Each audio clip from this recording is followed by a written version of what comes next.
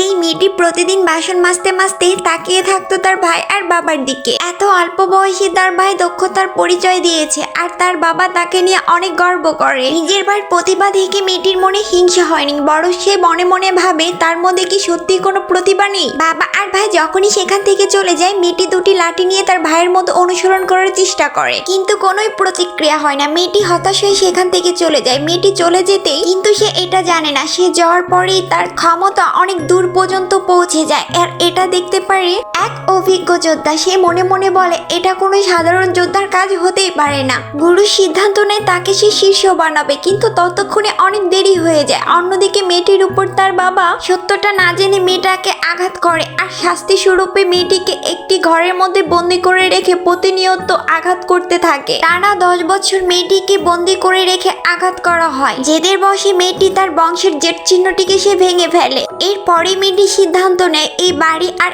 অবহেলা অত্যাচার থেকে সে এক্ষুনি সেখান থেকে চলে যাবে। রাস্তা দিয়ে যাওয়ার পথে মেয়েটির দেখা হয়ে যায় সেই অভিজ্ঞ যোদ্ধার সাথে। এরপরে যোদ্ধা মেয়েটিকে বলে আমি তোমাকে যোদ্ধা শিখাবো। আর কিছুদিন যেতে না যেতেই মেয়েটি সময়ের সঙ্গে সঙ্গে সে তার প্রতিভা এমন ভাবে তৈরি করেছে, তাকে দেখে তার গুরুই মনে মনে ভাবে এ তো আমাকেই ছাড়িয়ে গিয়েছে।